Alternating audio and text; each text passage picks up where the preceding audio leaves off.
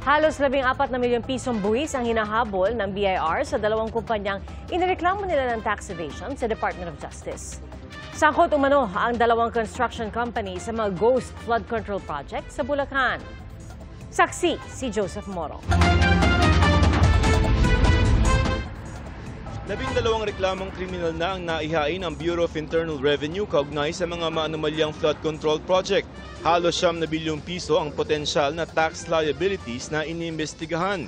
Pinakabago ang reklamong tax evasion at willful failure to supply correct and accurate information na isinampa ng BIR sa DOJ laban sa mga opisyal ng Sims Construction Trading at IM Construction Corporation na dawit sa mga umunay ghost projects sa Bulacan. 13.8 million pesos ang halaga ng hinahabol na buwis. Kahit ghost project, nagdeklara umano ang mga ito ng construction cost. Nag-file po siya ng tax return sa Bureau of Internal Revenue at nagdeklara ng deductions or construction cost.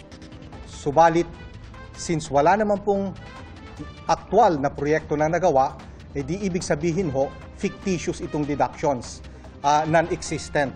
At ito po ay ginawa lamang para maiwasan ang pagbabayad ng tamang buwis. Ayon sa BIR, maghahain pa sila ng mga criminal complaint sa mga susunod na linggo. Sinisikap naming makuha ang panig ng dalawang kumpanya. Sa Ombudsman, inireklamo sina dating Pangasinan 4th District Representative Christopher De Venecia, Suwal Mayor Liseldo Calugay at asawa ng mayor. Reklamang plunder, malversation of public funds, grave misconduct, gross neglect of duty, at dishonesty ang inihain ni Jaime Aquino, isang lokal na mamamahayag at leader ng Asosasyon ng mga Tsuper at Operator ng mga tricycle sa Pangasinan. Kaugnay yan sa anomalya umano sa 286 million pesos na halaga ng flood control projects sa San Jacinto, Pangasinan. Sabi ng DPWH official sa Kwan, yung mga nakausap namin sa Region 1, ay yung kumikolekta daw sabi nila, si Congressman De Venecia, si Christopher, ng 20% sa lahat ng mga kontratista, sa mga kontrata, mga iba pang kwandoon, hindi lang sa flood control. Kabilang dito ang Riverbank Protection Project sa Barangay Santo Tomas, Casibong na nagkakahalaga ng mahigit 48 million pesos. Ang BET Construction and Supply ang nakalistang gumawa ng proyekto. Ang una kasi ang may-ari talaga si Liseldo Calugay. Siya talagang may-ari ng construction firm.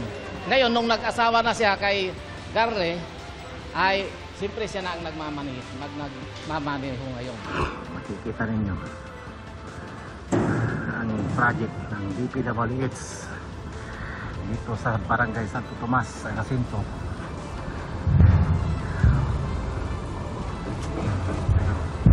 Bagong gawa lang ito, 2024. Kaya nagkakahalaga ng mahigit 40 million pesos. Pero tignan ninyo kung ano nangyari. Hindi pa napakapakinabangan, nawasaut na. Inireklamo rin ng ilang opisyal ng DPWH Region 1 at DPWH Pangasinan 2nd Engineering District, gayon din ng contractors na Zoda Trading and Construction at joint venture ng Silverwoods Construction at Lux Dragon Construction. Pati ang private contractor umano ni De Venecia. Sinisikap namin makuha ang panig ng mga inireklamo. Sa Independent Commission for Infrastructure o ICI, humiling ng executive session sina Quezon City 6th District Representative Maria Victoria Copilar at Quezon City 5th District Representative Patrick Michael Vargas. Ilan sila sa mga binanggit ng mag-asawang Pacifico Curly at Sara Discaya na umani nang hihingi ng 10 hanggang 25% na komisyon mula sa mga proyektong nakukuha nila.